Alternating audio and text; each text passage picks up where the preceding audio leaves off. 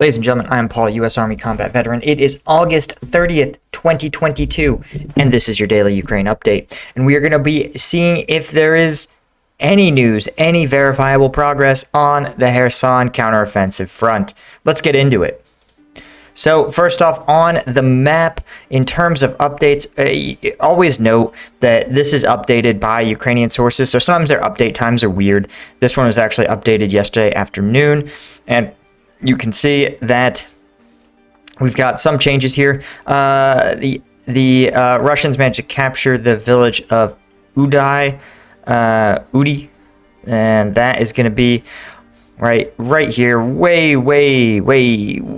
in the north end of the front, right? Maybe just some sort of effort to divert Ukrainian forces away from the planned counteroffensive. You, of course, also have some changes near Bisky, down here near Donetsk. As we've talked about, the Russians' overall objective seems to be to create some sort of flanking maneuver to secure the airport and more generally secure Donetsk, their capital city, right? They have to...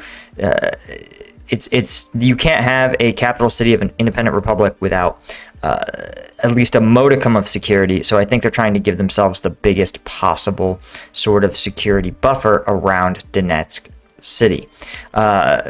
Seizing Pitsky is essential to this. You can see they're trying to do a pretty standard flank maneuver. They may even be trying to do a pincer, but it looks like the open terrain in Pitsky is more favorable to the southern prong. But most interesting is that it is more confirmed that the Russians have lost control of Suky Stavok, which is the village right here. You can see, right, the Ukrainian forces have pushed them back, or at least it is contested territory. But the larger Kherson front, there is no reported updates right now. And the reason is that generally, the Ukrainian Ministry of Defense has requested that for operational security reasons, we only provide updates to the public based on officially liberated villages. And this is for a couple of reasons, right? So it's no secret. We're going to break down some of the news surrounding the Kherson offensive, but it's important to make sure that we don't know, right, that the enemy...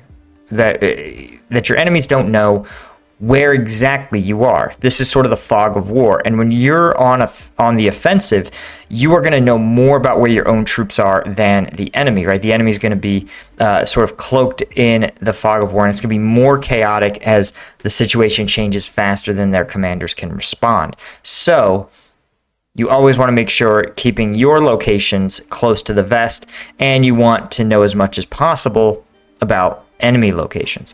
This is why partisans are such an essential part of many of these sort of operations, because partisans can feed really valuable intelligence simply by doing things that you and I might not think of as being capital C combat. For example, you might have Ukrainian partisans sitting on these roads in houses, just simply watching, no uniforms, no weapons, just watching, counting the number of troops that go along, and feeding that information to the Ukrainian central command or commanders, who will then consolidate it and use it to discern where Russian forces are likely reinforcing, where they're maneuvering, and where they might be vulnerable. So just an interesting sort of informational battle that's going on, layered right over top of the actual battle.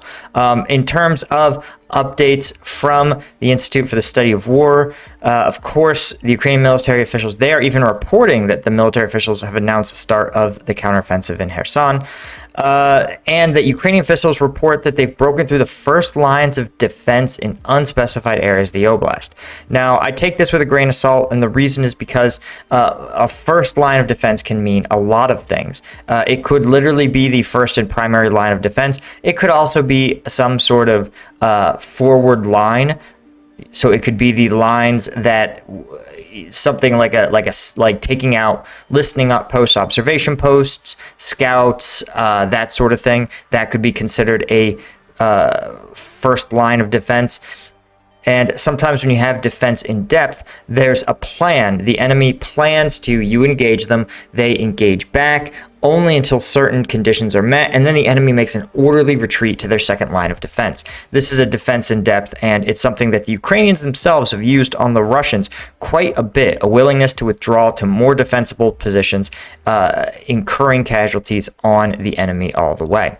So certainly I wouldn't use this as being like, this is not the same thing as a operational breakthrough of enemy lines, full stop. This it could mean as little as we've killed a couple scouts to potentially the enemy has withdrawn from their initial defensive positions into their secondary positions for their defense in depth.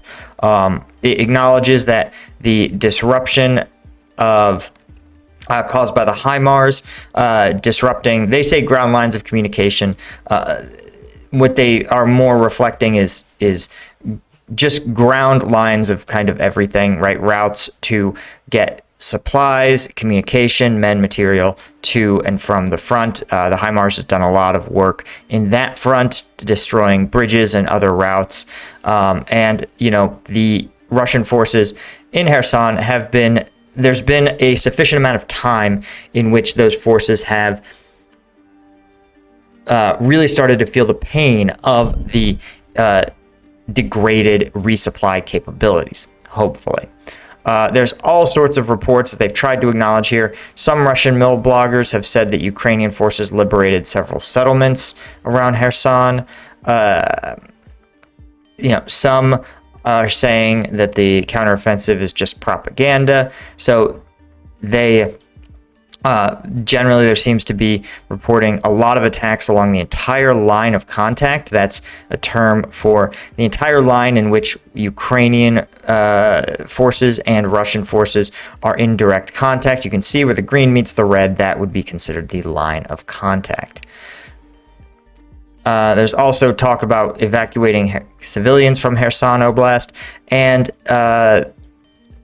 that authorities in Kherson are calling for residents to seek shelter rather than flee. So, and then there's some talk about Russia trying to thwart the IAEA's efforts to inspect the nuclear power plant. But again, I think the main focus for the Ukrainian military, for the Russian military, and for us as consumers of the news is going to be on this Kherson offensive. Again, one of the things that I do want to point out is that the Ukrainians officials in Kiev are warning against excessive optimism. I understand, right? We all want to see the Ukrainian armed forces really shellac the Russians, but that may not be the plan. As we've seen, Russia really struggled with a blitz style of combat and found its success in a piecemeal fashion of seizing territory, resting and refitting, and then seizing territory again. This is an effective method, and it's a time-proven method for Russian forces, and it's shown real gains, right? You can see as we work through Bakhmut, you see taking off bite-sized pieces of this territory does produce results, admittedly very slowly at a fairly high casualty rate, but if your goal is effectiveness, then taking bite-sized pieces towards your operational objectives is the way to go. And as you can see, while Russians have spent a number of weeks simply trying to seize this city of Bakhmut, and it's a long way from Sloviansk, Kramatorsk, and some of the major strategic targets in the region, Kherson is a little bit more compact, right? And it's a little more direct, right?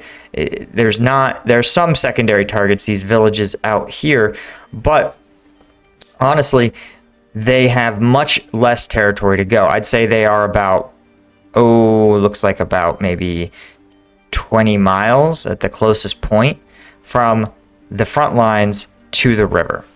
So again, not quite something that you can take smaller bites if you take your bites, consolidate, take more bites, and that progress will be relatively faster simply because it's a shorter distance to cover. Anyway, guys, that is it for today.